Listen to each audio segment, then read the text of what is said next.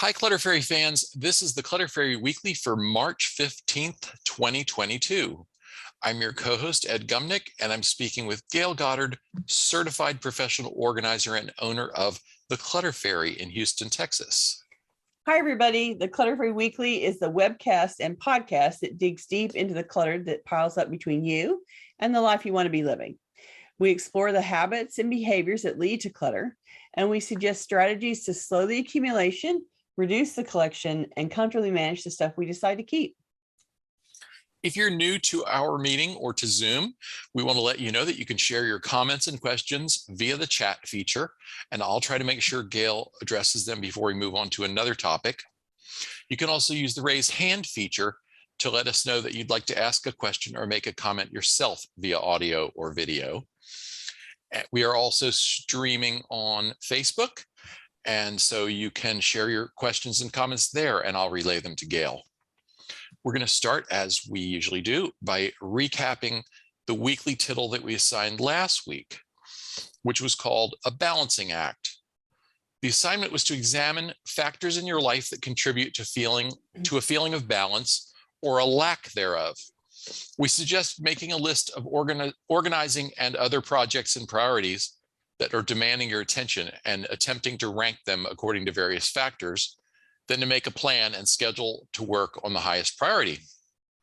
We'd love to hear from participants in Zoom and Facebook. Who worked through this week's tittle and how did it go? Please let us know in the comments. Melly left a nice comment on our website in which she reported that she used a scale of percentages, with 100% being assigned to a positive goal that inspires her and quiets the, quote, screaming, unquote, in her head. She reports, "My current phone holds no charge and demands all my energy to maintain. This week's tittle got me to open up the box I've had since last Christmas with my new phone and hook it up." Mel, it's great that you picked a task that didn't require a lot of time to do, but doing it solved a problem that certainly was making a lot of noise in your head.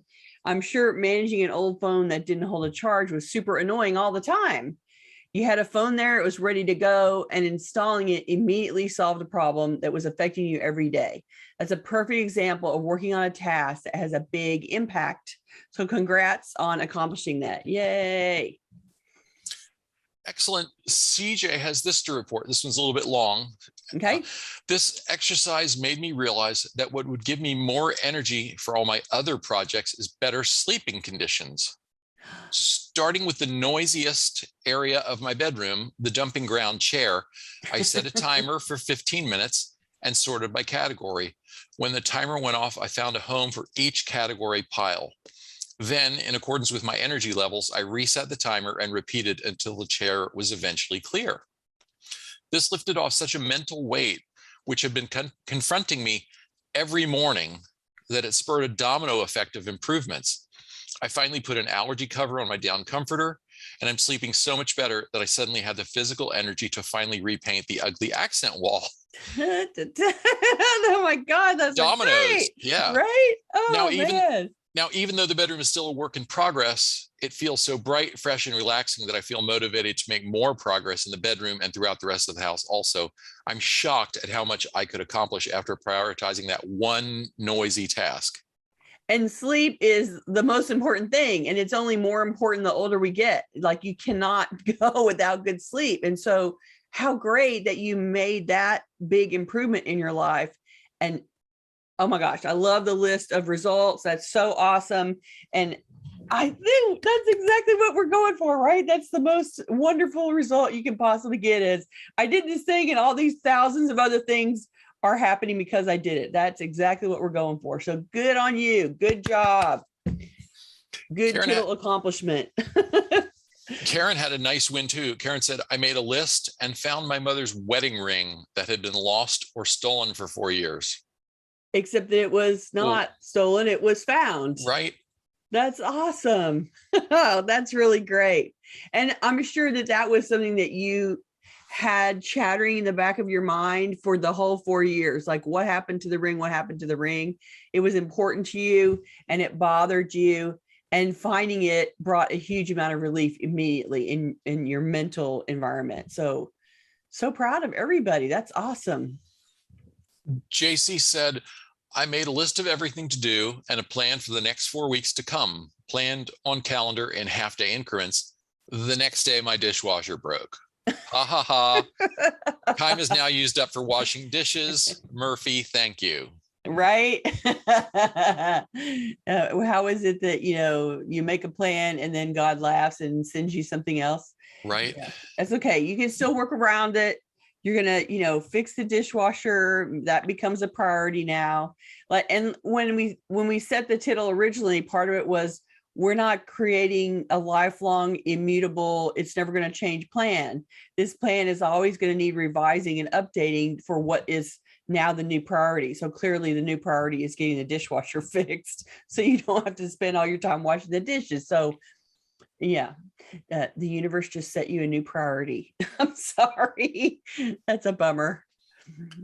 We'll hope that it won't tie you up. That right. won't tie you up too long. Get it done. You can get it fixed and all will be well, right? And hang on to that plan, because you can go back start to it next week or the week after that, whenever you're ready.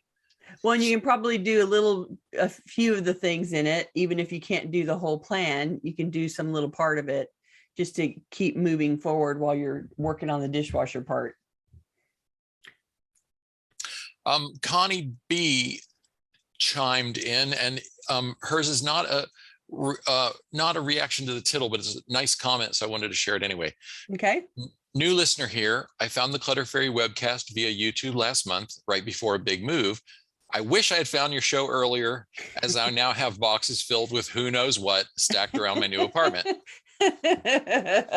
I work 40 to 60 hours a week at 2 jobs and feel mentally drained at the end of the day. Sometimes life feels like a juggling act where everything has to be perfect or the entire week gets thrown off. This week, I set a goal to unpack/declutter 1 box or 1 hour per day, whichever comes first.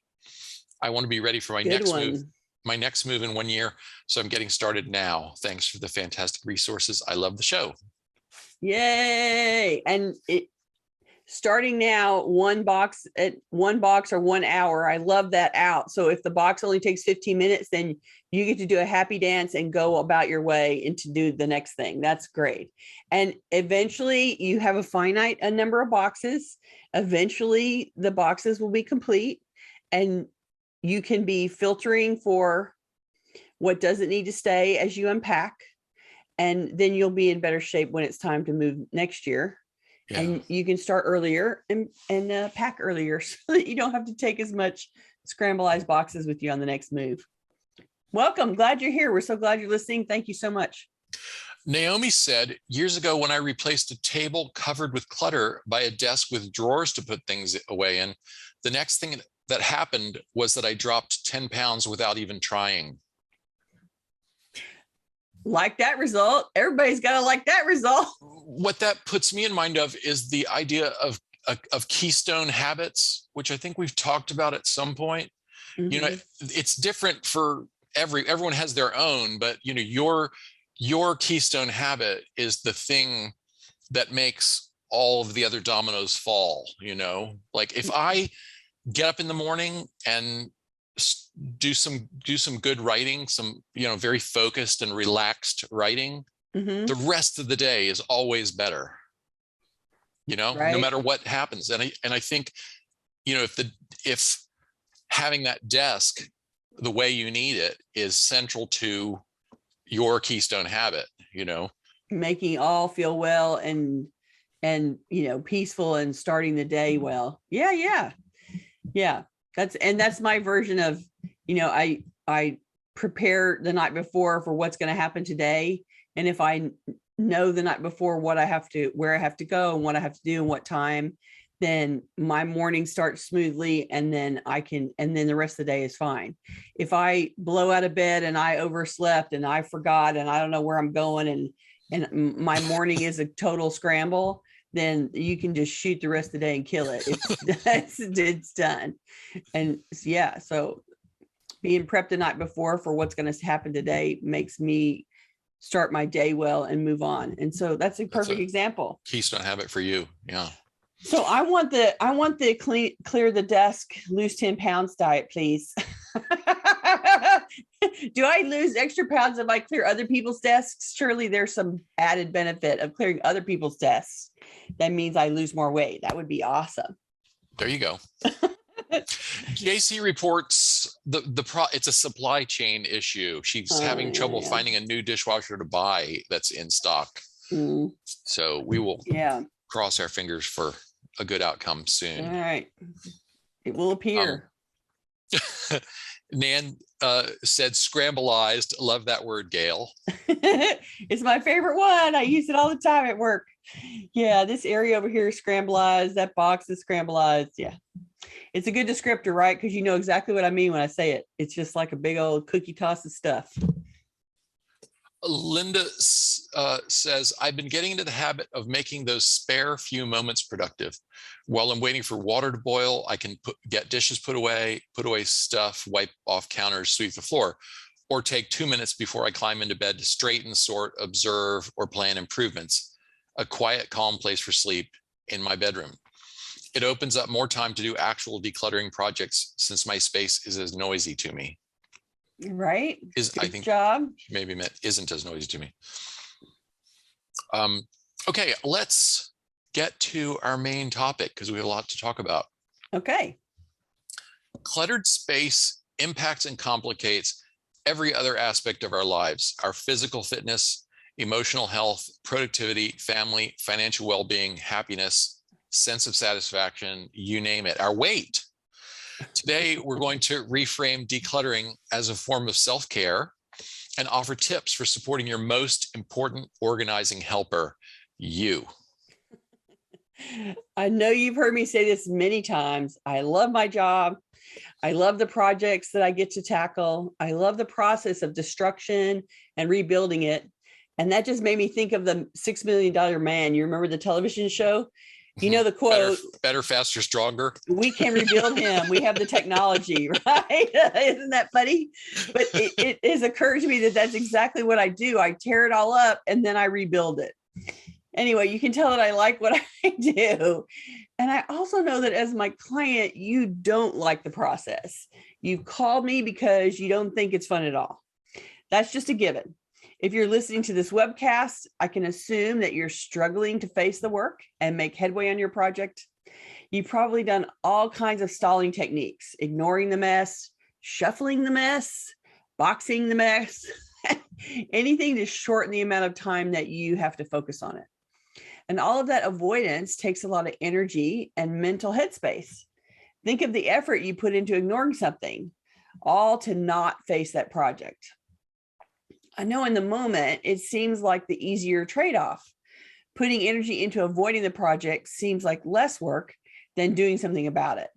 But it's all in the perspective, isn't it? That clutter project is taking up mental space. It's causing you to feel worry. It's causing you to judge yourself as a failure or to feel shamed or embarrassed. It's likely keeping you from interacting with your friends like you used to do. Maybe you don't let the family come over. Has it gotten bad enough that it's hard to move around the house safely, or it's affecting the air quality so it makes asthma and allergies worse? So now it's impacting your safety and your physical health. So let's recap. Your clutter project is causing you stress and worry, making you feel bad about yourself, isolating you from family and friends, and negatively affecting your health and safety. But it's easier to put all your energy into avoiding it rather than dealing with it. In my opinion, working on decluttering, as frustrating as and exhausting as it can be, is a better, more constructive plan than all the negative outcomes that show up when you spend your energy on avoiding the work instead of doing the work. Today's topic was inspired by a chat comment from Desiree, who said this: when I started being kind to myself and listening to what my body is telling me is when I started seeing progress in my home. I need to be my own cheerleader and take care to fill up my emotional and physical tank before I can take care of things around me, and that I am worth it. She's describing the self part of self-care. We have to take care of our physical needs, like making sure we're eating well and sleeping enough and working within our physical limits. And we have to attend to our emotional needs as well, with friendly support and professional support if needed, to process how we feel, especially if our feelings are impacting our ability to manage our lives. Once you've figured out how to regularly address these aspects of self-care, then you're ready to get to work on improving your space. Ultimately, working on the organizing project is also a form of self-care. You're spending your energy working towards an achievable goal. Sure, it's a struggle, and sometimes you need help. It challenges you to come up with solutions, and it takes a lot of time. But so does your college degree, or raising your kids, or landscaping the backyard. Anything challenging takes time and is worth the results in the end. Organizing your space will be worth the effort too. Just like Mel's phone setup made a big difference in her life and improved it for the better, so too will making headway on getting organizing in your home improve how you experience your life. Getting organized in your home makes a difference in how you live and how you feel in your home. Think of the emotional relief you'll feel when you get a piece of that project done. Think of the infusion of pride and relaxation and peacefulness that will happen as you make headway on the work. That work will improve your physical surroundings, which will improve your mental space and your mood and the time you spend on yourself. So can we reframe your organizing project as self-care in your mind? Let's think of it like this. Once you start organizing your space, you'll feel proud of yourself for doing it. You'll be getting exercise by moving around and lifting and hauling things. You're putting energy towards a positive outcome instead of towards an avoidance response. You're improving the home's effect on your health and safety. Getting rid of some of that dust is going to make that allergy a lot better. You're supporting your family by reducing the work that they'll need to do when you're gone, which is something that impacts those of us who are older rather than younger. You're making your space warm and inviting for your friends and family again. So you're going to improve your socializing. You're going to improve your social interaction with those people that you care about and you love. And that only makes you feel better. You'll reduce the worry and fretting and self-judgment and shame that comes from living in a space you find too cluttered. You might even be proud of your space again. You'll finally relax from releasing that pressure that you feel of the thing that is left undone, the space that's too crowded, the view that's too busy, the house that's too embarrassing for public scrutiny. You'll finally feel free again, and that is no small thing. We're just trying to offer you a way to reframe the work as self-care instead of super annoying. And we hope that you have some commentary along that line for us as well. Well, and I think it's great to shift the focus, you know, and was it CJ whose comment, the long comment? I think it was. Yeah, CJ, you know, shifting the focus to making the bedroom less noisy. Yeah. Just produced all sorts of wonderful outcomes for put her in a more positive frame of mind, and, you know, gave her the energy and the spur on to move on to the next steps. Yeah, all of that. Instead of spending the mental space to ignore it, instead of walking into the bedroom and seeing the chair full of crap, forgive my expression, that, you know, it changed her emotional experience of being in the bedroom. It changed her ability to sleep. And so she was getting better physical energy. All of those things are in support of you living in the world and enjoying your life better. And so it really is self-care, as annoying as it is to do it. The end result is always an improvement, and you forget about it. And how I experience this in my clients' homes are they stand in a place that we've worked on that looks better, that feels better. And they always say some version of, wow, this is so much better, or I feel relaxed now, or this was so stressing me out and I didn't realize it. A lot of times I get that feedback part of it too. Like they didn't realize how noisy it was. It was noisy and they didn't quite get how noisy, how bad it had gotten in their head.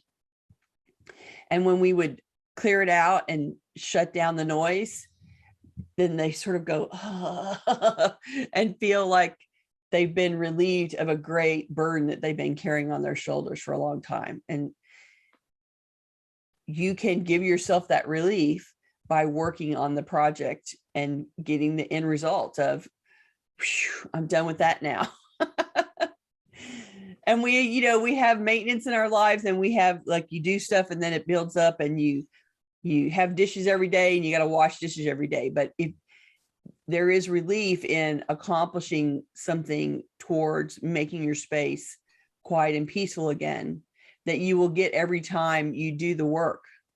And so it's worth putting the effort in, if for no other reason that you get to bask in the result at the end.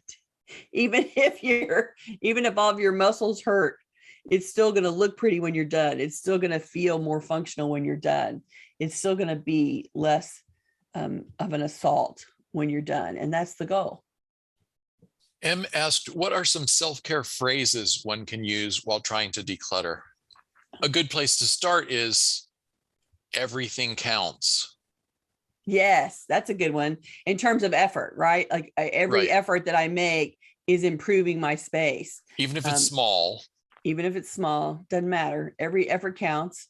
And this is where, because depending on how big your project is and how long you've been avoiding it, and how many physical resources you have and how much support you have, et cetera, your project may be short or long to accomplish. And so you do have to be your cheerleader in the interim as you accomplish stages of it. You can't wait to be, to feel accomplished or to feel proud of yourself until you get 100% done, because 100% is really kind of an impossible goal, because while you're clearing, there's something else coming down the pike.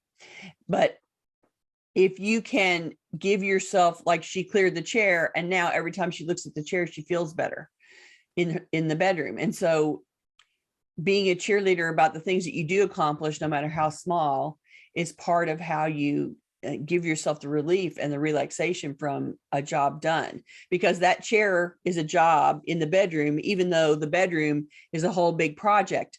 But celebrating and being rewarded about every step that you take is part of receiving the blessing of the work that you've done, I guess is the best way to say that. So that if the rest of the bedroom is making you crazy, you can still stand and look at the chair and go, see, the chair is clear. The chair does not chatter at me anymore. The chair makes me happy to look at it. And even though there's still painting to do and you got to clear that corner out, and what about the closet, and what about everything down the hall, you still have a chair that shows the improvement of your work.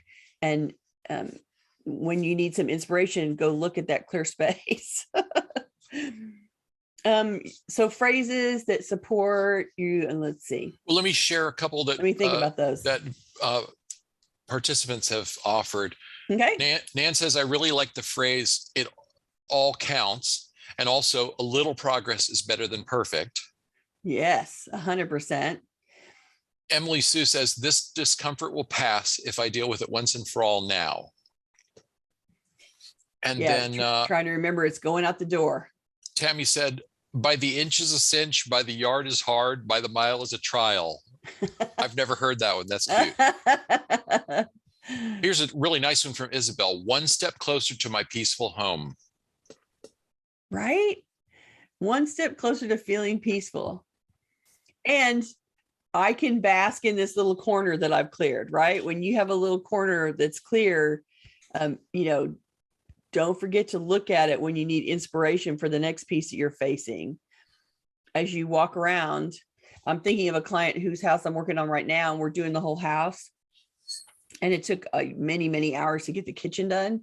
But now everything is peaceful in the kitchen and everything is relaxing in the kitchen. And so when the rest of the house is making her crazy, she can go in the kitchen and look at it, and sit down at the table and have a snack or whatever, and it's all very peaceful and relaxing there. And I think,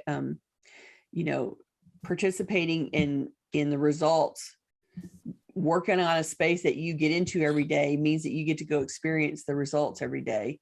And that's got to be helpful and inspiring. M said, those phrases are good, but not about self-care. And Naomi suggested, I am lightening my load, which I think is nice. Right. That's a good one. CJ suggested, focus on what you can control. You can also just say to yourself as you're working, I'm taking care of myself by doing this work. This is my space and I'm improving it.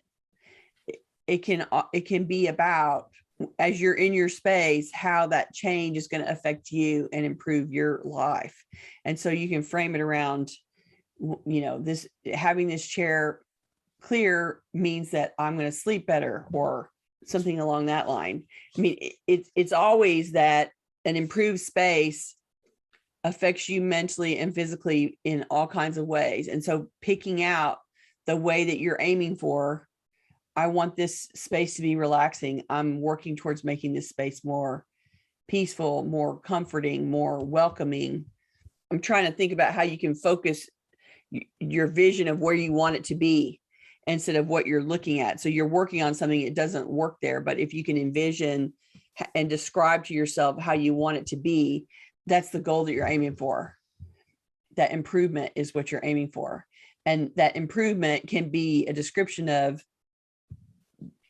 the self-care that you're trying to accomplish. I'm going to sleep better. I'm going to feel better. I'm going to be less stressed. I'm going to be more calm. I'm good, et cetera, et cetera.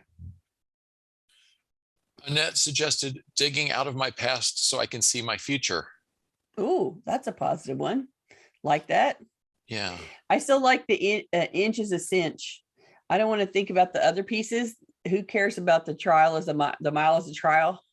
You don't want to focus on that. You want to focus on the inch is a cinch part of that sentence is the perfect part, which is another version of it all counts in any effort is better than zero, right? So an inch is a cinch is a good short quippy one. I like it. It's good. M pitched in one of her own. She said, hey, how about I care for myself, not for my junk? Oh, that's a good one. I like great. that. That's great. That's well, good. And that's related to something that we hear a lot and that I have said myself, which is, when Gayle helped me clear out my house, there were, particular items we talked about, and getting, like explaining them to Gayle clarified for me, this thing is not me. This thing is not my past. I don't need this to remember the thing it reminds me of. I'm not going to forget. I'm not going to forget that, or the person. Yeah. And so, your junk is not you. That also makes me think of too, because some of the stuff that people end up facing are things that make them feel bad about something that happened, or, this is the leftover stuff from the divorce, or this is the things that I inherited from my relatives, and that makes me sad about the loss of my relatives. And processing those things in the moment is usually painful, but getting to the other side of that moment means that you can be released from some of that stress and negative emotion. If you're able to get past the things that remind you of your ex and send them off to someone else to live with and not you, then you don't have the physical reminder there making you feel bad anymore. There's something to be said for, you're sort of walking through the valley of the shadow of death to get to the other side. And if the objects bring up a lot of negative emotions and you're avoiding processing that emotion, you're really just keeping the triggers there permanently to bother you forever. And decluttering and that going through that process of making the selection of what you're going to integrate into your life and what you're going to release at least allows you to get beyond that stuck position of these things all make me sad for whatever reason. Fill in the blank. If you can shift them around, make them part of your decor, store them how you want to store them, give away what you want to give away. You at least change the energy around the stuff that's making you feel terrible, and it allows you to move beyond it a little bit. And depending on how bad the grief is, or how angry you are with your ex, or whatever, how deep the issue is, it can only be mitigated and lessened by you processing the stuff around it. Okay, another fun comment from Samudra. She says, Lao Tse says, when in doubt, do nothing. I say, when in doubt, wash the dishes. When in doubt, wash the dishes. That's good. Or something else, right? Anything counts. When in doubt, do something. It can all be helpful, right? That's good. Well, yeah, and as long as it's something that you know needs to be done, it has to be done sooner or later. Right. And it may be the motion you need that clarifies what happens after that. Mm-hmm. Exactly. And if you're really stuck about something, then just, go in around the edges and pull a little bit out at a time. Like, you don't have to face the whole thing, but you can still, anything counts. You can still go grab a handful of stuff and take it somewhere else and work on it. I have to tell you that one of my favorite things is getting rid of ex-lover juju. Lots of people have stuff in the house that reminds them of somebody else that isn't part of their life anymore. And they're usually a combination of sad and angry about it. And when we release those things, I'm like, oh, that's from your ex. Oh, bad juju. Let's get rid of that. And as soon as it goes out the door, they're so surprised that, oh, I don't have to look at that thing and be annoyed anymore. It's really a relief to let that kind of stuff go. Here's a power user tip. You probably do not need that thing to keep you from ever dating that guy again. Right. That's right. Your instincts will, remember without the object. With any luck, you'll recognize him when you see him. Right. So, Christine on Facebook shared my self-care phrase, I'm doing something nice for my future self. Oh, that's good. To tie it to your future self. Excellent. Because I'm sure in the moment you're bending over and you're sweating and you're hot and you're miserable and your muscles ache and everything's sore at the end of the day. And that, makes anybody cranky. But if you can remind yourself that you're benefiting your future self and that the project does have a finite end, if you can just hang in there, you're going to be on the other side eventually. And the future you is going to be so happy that the old you got in there and did something about it. So that's great. I'm doing it for my future self. That's excellent. And clearly it's your space. You're the one that's going to benefit from it. Eclair said, mine is when in doubt, clean the bathroom, toilet, and sink. Because that can only be a good thing, right? Because cleaning the toilet, it's always a good thing to clean. Right. They almost always need it. They almost always can use a little scrub out. There you go. It's a little work and it's a little energy and it gets you in motion, and that's a good thing. Let me share a comment and question from Reba, who's watching on Facebook. Reba reports, I worked in our garage for 6 hours over 2 days and pulled out all the things I cannot put in our trash. Chemicals must be dropped off at a county site.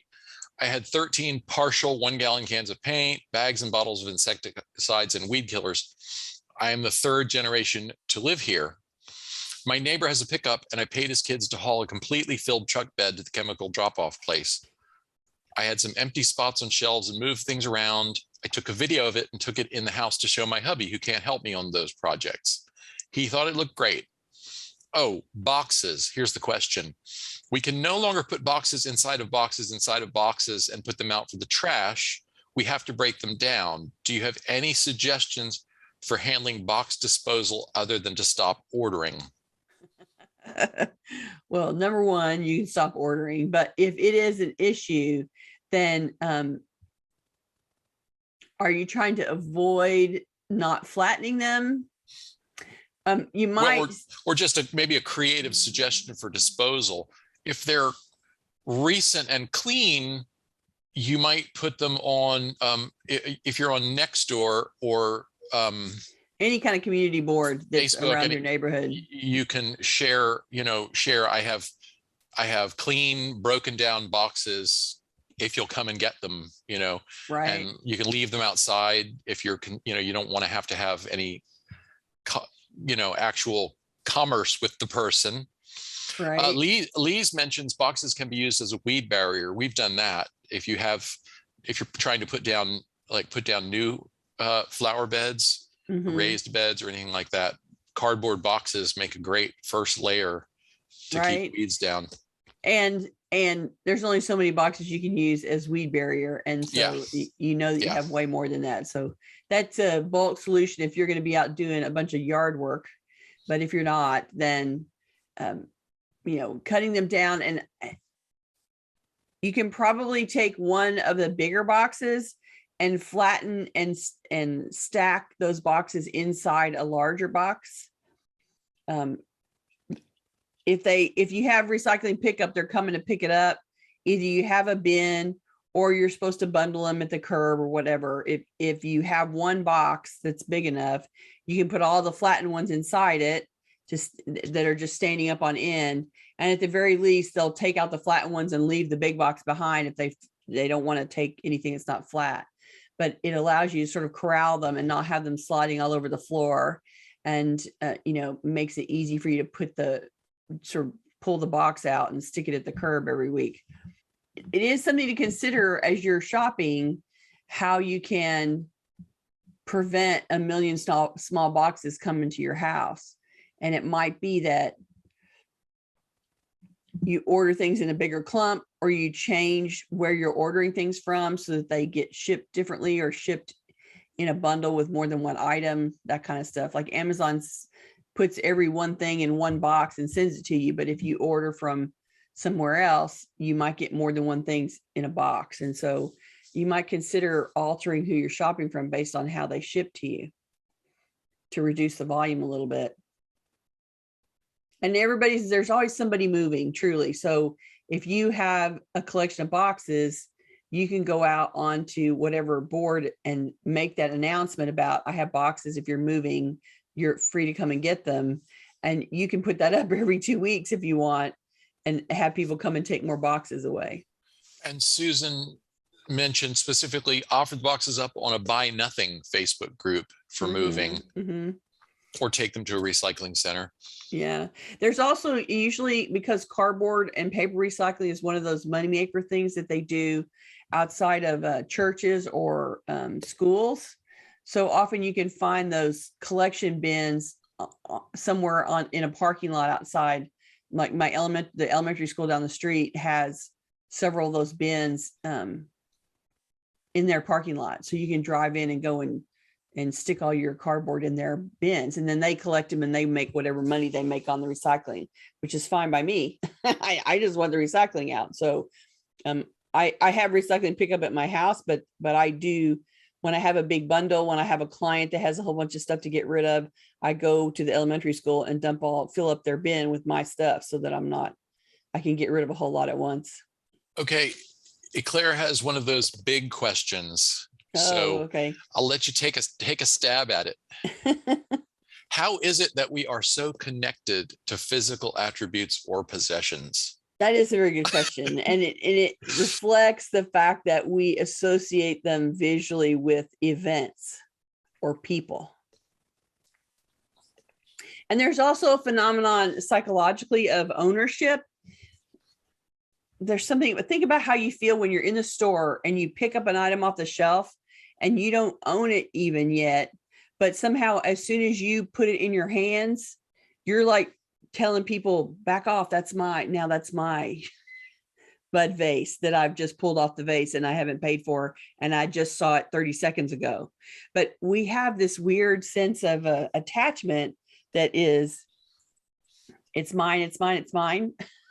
And I know it is part of our human makeup that the things that we touch and hold, become ours mentally in our head almost Oh, immediately. and we imagine that they will support something to which we aspire, or they're going to make our life better in some way. It's easy. I think it's very easy for us to look at stuff that way and go, yeah, if I just had that, then All would be well. I'm really gonna get it together. Right. Right. Yeah. The other version of that is, if I just read this book about organizing, then I will suddenly be an organized person. Yeah. It is a nature of who we are, that as humans, that we feel attachment to things just by touching them. There's something kinesthetically about when we hold on to it, it becomes ours in our head. But you can actually reverse that and release that as well. Set it back down and go, okay, it's not mine anymore, and I can send it on and let somebody else grab it and own it, and cut the tie. Let it go. Let it go. Yeah, that's a big one. And I'm sure there's a million psychological responses to that question that you're asking. And the longer we own it affects it, how we feel about it, the more associations we have with it, in terms of, it was there during this event, it was loved by this person, it was in the background of my life for 25 years, we use this at every Thanksgiving. Like, things that are present during emotional situations and experiences sort of take on the emotion of what's going on around them as well. And so they get a little imprinted, but it's really an imaginary overlay that's only happening in our heads, right? The object's still there and is still only the object, but the overlay of all the association and emotion and memories are a mental overlay. It's like a little, a little screen that we put and lay on top of the object that has all of our memories attached. And that's all just happening in our head, just like in a video game. It's not really happening in real life. And we forget that. And then we get all twitchy when somebody doesn't love something as much as we do. And it's like, well, they don't have the memories. They're just looking at a bud vase. They're not looking at the bud vase that was there for every Sunday dinner at your grandmother's house when you were growing up. It's two different experiences, the same object. Naomi says it may be an intrinsic part of human makeup to acquire useful stuff for security. Sure. But it is a tool of marketing to make us think that what I own is my identity. Yes. And what is useful is a much lower bar than how many things can I acquire. I mean, it is a part of the United States mental shopping is life, that we add way more than we could ever possibly use, that we have 150 million pens when 5 pens is enough, that we have toilet paper for the next decade when we really can probably, do with a couple of months worth of toilet paper and all will be well. It's there. Are you showing? You're not on camera. You got to put yourself on camera. 50 pens is enough. I know. I was only showing it to the people who are in the room. Samudra said, if you're into that sort of thing, you can glue corrugated cardboard together in layers and build storage cabinets. Check out DIY building with cardboard on YouTube. Oh, there you go. That's kind of cool. That'd be a great project. And I'm sure you have a volume that far outstrips what you could build. You have enough that you could make an entire bedroom suite out of cardboard. Exactly. That would use part of it to not be a bulk solution. Right. That's so funny. Okay. We should make a couple of quick announcements. Okay. One of which is, we want to say a very special thank you to Lynn for becoming our newest Patreon supporter. If you'd like to help support our efforts with a recurring monthly donation of any size, please visit cfhou.com/Patreon, Patreon. I swear we're going to have a sign that says that very soon. I think that every time you say it. Since I know I've been saying it for 2 years, but I think this is the week. Your contributions help us offset the costs of producing the weekly webcast and will help us fund new projects that we have in the works. Thank you very much for your support, Lynn, and all our generous underwriters. Thank you, Lynn. We appreciate you so much. Thank you. Let's mention next week. The usual time for us, not the usual time for people who have not gone to daylight saving time yet. Noon US Central Daylight Time, live in Zoom and streaming on Facebook. Many of our homes contain black holes that are easy to pack with clutter and even easier to ignore. Spare closets, basements, attics, crawl spaces, the cabinets under sinks, etc. In next week's webcast, we'll unpack the mysteries of hidden spaces and offer strategies for keeping them in our awareness and under control. Join us on March 22nd for Out of Sight, Out of Mind, Decluttering Your Home's Hiding Places. That'll All right, be a Gayle, fun one. tell us about the tittle. Okay, the tittle this week is called A Certain Thing, 2022 edition. It's March 15th, the Ides of March. So U.S. taxpayers have 1 month plus 1 weekend until tax returns are due. You're groaning and we hear you, but now is a better time to start than April 15th or April 12th or April 8th. So let's spend a little time on taxes this week. Your assignment will vary depending on where you are so far in the tax prep process. If you've done nothing at all, your version of the homework is to sift through all the standing paperwork, looking for things related to your taxes. Create your catch-all place to gather your tax docs, such as a file folder or a document box or a pleated expanding folder. Browse your stacks of paper and pull out any envelopes that say important tax document or anything that you think might support your tax return. Don't worry about sorting, just gather everything into one place. If you've got your documents gathered already, then your homework is to sort them and start preparations to use the documents and recheck any stacks of mail for any missed documents. If your materials are generally in order, then good on you. You get a gold star, bing, bing, bing. And then you should start the calculations needed for preparing the return. A big one for the Clutter Fairy is the mileage report. Oh my God, that is so true. There's a lot of data that goes into making mileage deductible, and it takes a lot of time to organize it. And then if you're one of the lucky people who is not affected by the US tax code, if you're one of our international viewers, then lucky you, and you get a different tittle. You can look for a project that you've been spending a lot of energy avoiding and take action on that task.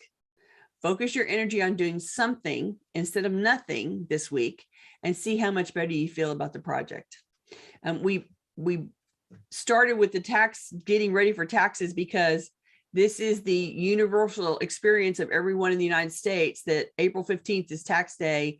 And it's all a task that we loathe and groan about and cannot be bothered and avoid like the plague. And so we are assuming that that is the collective most irritating project that's happening in the moment, and hope that you work on it. But if you don't want to work on that because you're not in the US, then find some other project that you're spending a lot of energy avoiding and let us know how it goes. On a related note, Linda asked, a key benefit of decluttering for me is becoming more efficient. I am struggling with paper, as do most people. I have a small set of files of stuff I need to keep for taxes or reference. Those are easy to use and maintain, but I always have a stack of papers that need attention or decisions, my in-progress stuff. I have created project files to get that stack off my desk, but I'm struggling with getting through all that timely, so things tend to fall through the cracks. Suggestions for how I manage that? Okay, so there's a bunch of things. One is if you have the project folders and you have a list of the projects that and that have deadlines, then putting those projects into your calendar so that you have an appointment with yourself to work on it will help. And having part of setting up the projects to be creating reminders for yourself to get it done. So if you have a work session to work on it, you also need to know in your calendar when the deadline is, so that if you work on it and you don't get it complete, you still have something to do. You want to make sure that the calendar comes up, the day before or 2 days before and says, this deadline's coming up, don't miss the deadline, so that you have a little bit of a reminder to get back to it. what do you have to add for that, Ed? Do you have some ideas? If the project files contain multiple things, but not everything in there is time sensitive, then maybe a single folder that is everything time sensitive, Everything with upcoming deadlines, but not pulled apart by projects. Just if it's time sensitive, it goes in this folder. And then maybe the front of that folder could have just a single sheet with dates and just a very short, identifier for the task. I mean, ultimately, those dates are going to go up and down. Some of them are flexible and some of them are drop dead dates. Like, the wedding is this date and it's not moving. So if you keep up with the dates that are hard and keep those in the calendar, then the other dates that are a little bit more malleable, you can aim for them with work days, work slots on your calendar as well, and still be moving towards completing them, even if the date is a little flexible. Another thought I have is I used to do this before so much stuff went to electronic payment and automated payment, but I used to have a set of index cards. I think I actually had two, so there was one that I paid attention to on the 5th of every month, which was all the things that fall in the first half of the month. Right. And then the other was that what I dealt with on the 20th of the month, everything that is due at the end of the month or the beginning of the following month. And it was just, each card was just the recurring item and the next date, it was due. So I could always pick it up and see, okay, this is the very next thing that I have to think about. This is the very next thing to worry about. That was specific to bill paying, and Linda may have, may be talking about more complex projects and work projects and things like that. Yeah. Sorry, that's a whole show. Right? That's a couple of shows. That's a couple of shows. We have to talk about that. Yeah, like time management and project management. Yeah, you're asking a pretty big question there, but hopefully we've given you a few little tips and we can come back to that. And okay, we better get to our last little bit of announcements and say, if you're watching this on YouTube, we would love for you to join us live.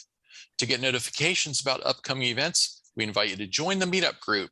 The wrong one. Join the meetup group by visiting cfhou.com/meetup. You can also follow us on Facebook by visiting cfhou.com/Facebook, or subscribe to our mailing list by visiting cfhou.com/subscribe. We love to hear from you, so please keep your questions, comments, and topic suggestions coming on YouTube, Facebook, or anywhere else that you find us. You can always reach us through our website at clutterfairyhouston.com. Thanks everybody for joining us today. We appreciate it, and we will see you next week. Bye-bye. Bye.